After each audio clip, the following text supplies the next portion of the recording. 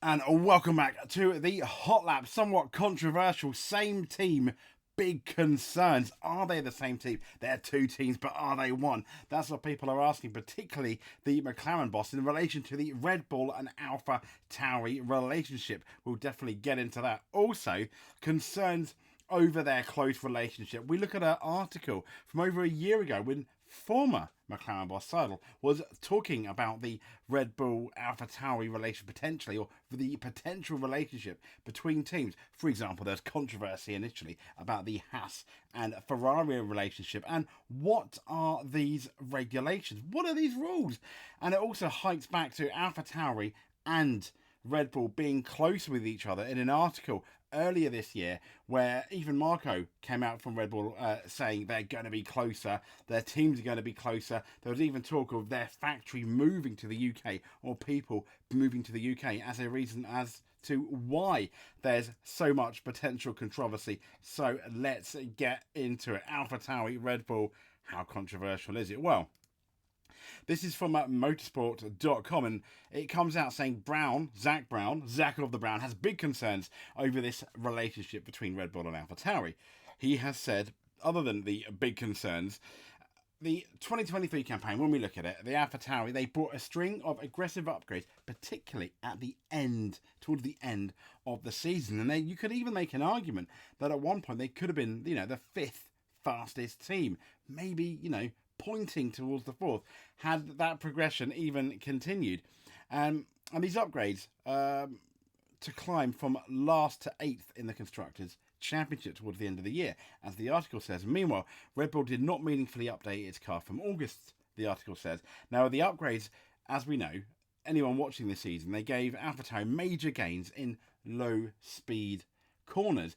And as from, I think, the most recent Autosport podcast as well, and this article here, significantly it says this low speed corners was a gain for AlphaTauri, was interestingly a weakness for Red Bull, particularly if you look back at the beginning of the year where everyone thought it's going to be the Aston Martin that may well have a chance of beating that Red Bull at, for example, Monaco, because of its low speed corners. Singapore was also a place where Red Bull struggled, again had a few low, what you consider to be maybe low speed corners. Now, Rival considered how high this junior team climbed, and whether any sharing of resources might also help Red Bull eke out its restricted wind tunnel testing allowance.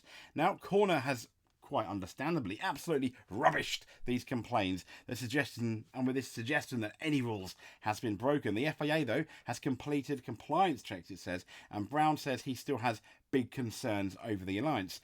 And in relation to the compliance compliance checks, it's interesting to note, isn't it, that it was only the other day we were doing a story about the FIA turning up pretty much with very little heads up, and it's always turning up unannounced potentially to F1 teams to check on stuff.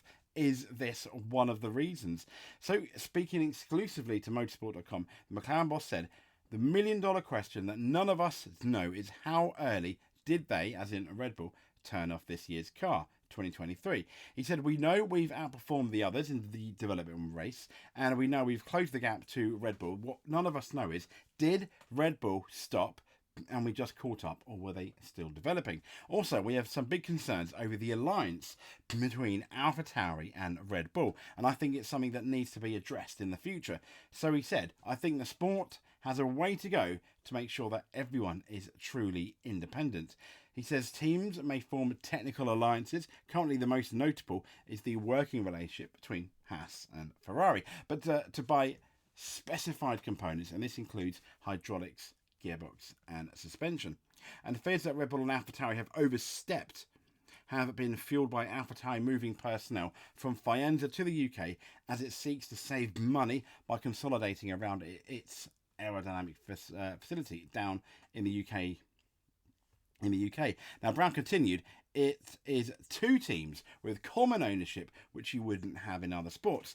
He says it could benefit Red Bull in a lot of ways. There is a reason why they are moving a lot of people from Italy. As Helmut Marko has said, they are going to do absolutely everything they can to benefit from having two teams. And why wouldn't you?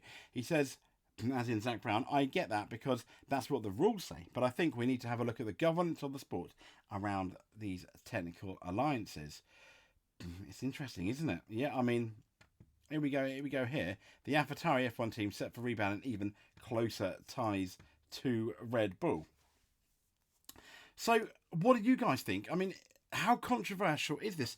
When you think about it, you've got obviously another team out there. Now, if any of you remember 1997, the European Grand Prix in Jerez. Why do I mention that? Well, we had the Ferrari team, Michael Schumacher, and you had the Sauber team. I'm not sure, I think it was maybe Roberto Fontana, but, and here's the thing, those teams had close ties. And it was Schumacher leading, Villeneuve second, and at one point they had to come and lap the Sauber team. Now, and here's the kicker, the Ferrari team had allegedly told the Sauber team to hold up Jacques Villeneuve. So he let Michael Schumacher by, and the Sauber then held Jacques Villeneuve, costing him, I think, well over, what ended up being well over a second, which is kind of controversial, wouldn't you say? A bit. And that's another thing why teams are going to be slightly perplexed, maybe. I mean, for example, when Verstappen comes to the field, is the AlphaTauri teams making it easier for Verstappen to pass than the others? And anyway, this is the talk of that closer ties between the teams. It's going on about a name change. This is from the June 30th from autoweek.com. And it says AlphaTauri has been in Formula 1's midfield but has regressed since the regulations were introduced in 2022. This is before, obviously, their big upgrades. Now, the CEO, Peter Byer, outlined there are greater sponsorship and marketing opportunities between the two teams, as in Red Bull and them, and is keen for a pathway for young engineers and mechanics. I mean, what a great way to enter F1 in a not so, in one of the slightly smaller teams before maybe going to Red Bull or one of the other teams. And AlphaTauri Sonoda said, I think lots of stronger connection between Red Bull should basically be better overall. Why not? And then here it goes about it's talking about the rebrand. It says that Red Bull has owned the operation since 2005, initially branding the team as Toro Rosso before changing in 2020. And as we know, the AlphaTauri, yes, it has won 2 races under the Toro Rosso guys, but it's been a midfield team. It's regressed since these new regulations, albeit this article was written on the 30th of June, and yes, they have regressed, but massive improvements towards the end of the year. And at this point of the article, AlphaTauri was currently last in the in the championships.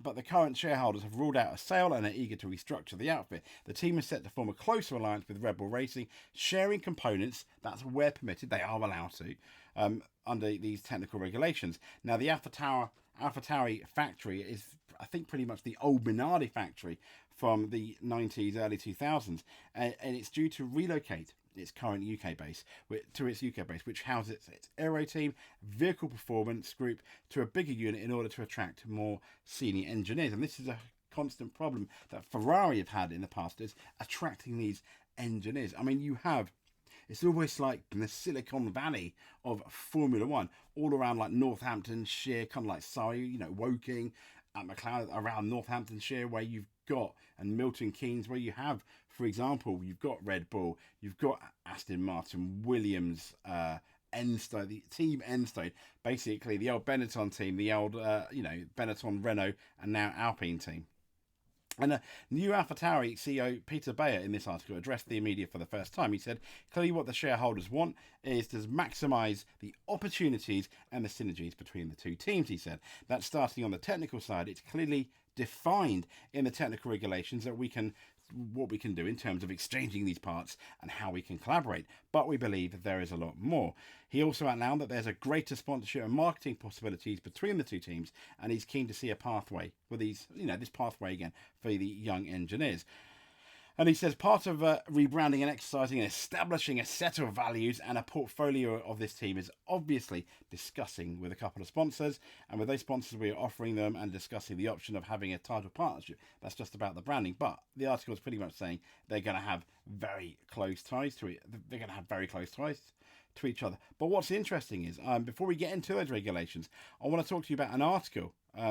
This is Autosport, who I clearly haven't paid my accept and continue, prescription. So, McLaren F1 partner team limits have to be reviewed. This is from the 18th of March 2022, so well over a year.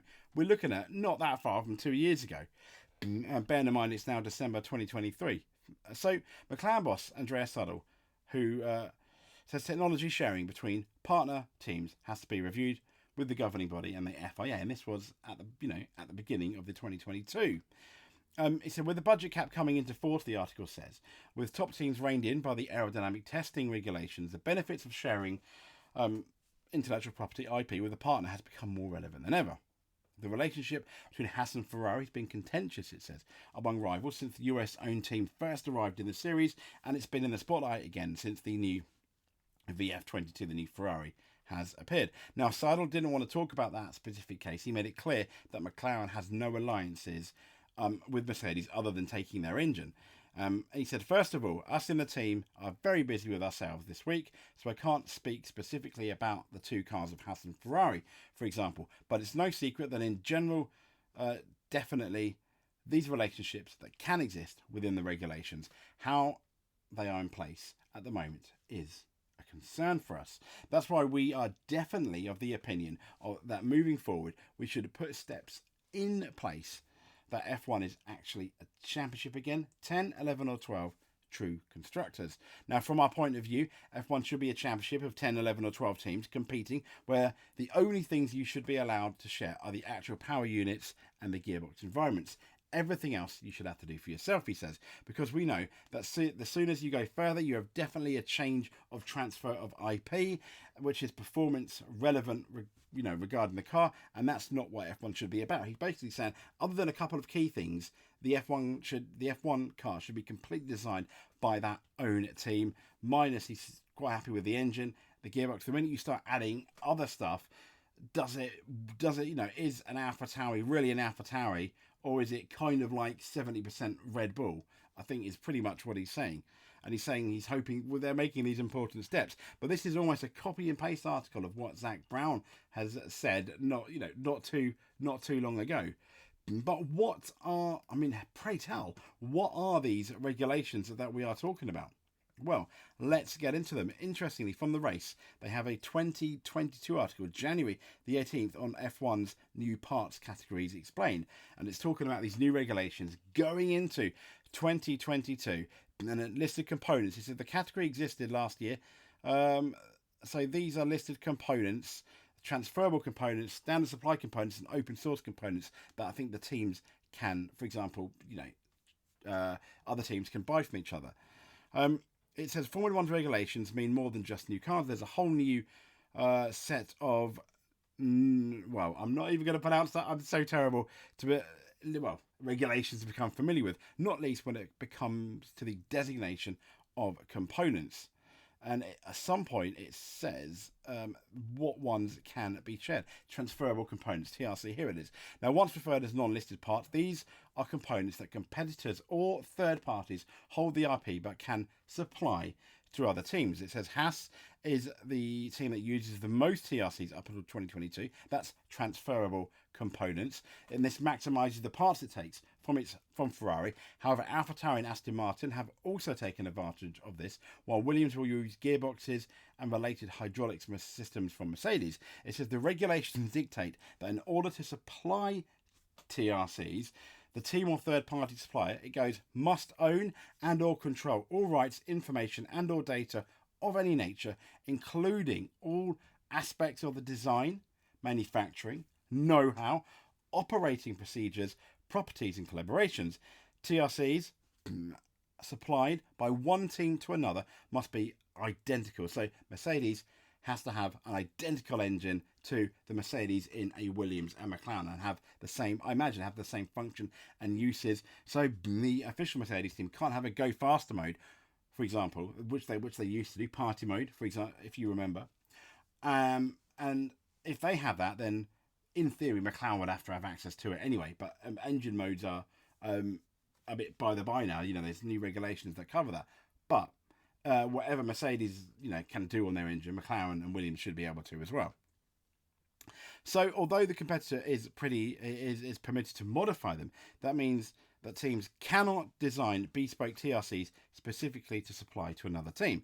The TRC regulations do allow teams to supply a competitor to a competitor parts the design of which has been wholly or partly outsourced, provided the third party is not another team or one that directly or indirectly designs TRCs or LTCs for any other competitor. So they can outsource, for example, certain designs, but they can't, for example, outsource it, I imagine, to, say, for example, McLaren wanted to outsource and get the Red Bull designs on certain things. They wouldn't be allowed to do that because Red Bull is a competitor, but they could outsource it, for example, to Dallara, like has to with their chassis. I don't know if they still do, but they outsource it to Dallara to help make their chassis, design their chassis, for example. And it says the supplier must also provide their customer with all relevant financial information, with the financial regulations dictating the parts must be ascribed a fair value for cost cap accounting purposes. How dry is that? Now, the transferable components are similar to what they were in previous years, although one change is to the suspension. Members rules that will rule that means teams must produce their own aerodynamic shrouds that is no longer included. Okay, yada yada yada. The TRC list is fairly extensive. You can see it there. Things like clutch, gearbox carrier, gearbox internals, inboard rear, suspension, power assisted steering, hydraulic pump, fuel system components, electrical looms, exhaust system, power unit mountings. So with the survival cell, I mean, yeah, it's fairly long, extensive list there. Fairly boring as well. I guess so. I'm not going to read them all out. But what's quite interesting is that is this relationship once again between Red Bull and Alpha Tauri is going to be really, really looked at. If, for example, Red Bull had bought a rocket ship like they did this year, and Alpha Tauri is the second or third fastest team, there's going to be a lot of raised eyebrows, a lot of questions, potentially even protests maybe at the end of the first race. I don't think that would be a million miles away. I could potentially see that happening if Alpha Tauri were legit the second or third fastest team. But there we go. We have a while to go. We've got to the end of February, beginning of March to find that one out. Before that, we're going to have all the launches, all the pre-season stuff. We haven't even had Christmas yet. We haven't even had our predictions yet of what's going to happen. But they won't be today. But I just want to say thank you so much for, if you made it to the end, let me know. You are a star in my eyes, a champion. If you liked and subscribed, made it to the end, or comment, do any of those, do two of them. You are multiple world champion in our eyes. Thank you very much. This has been the Hot Lap. Speak to you soon.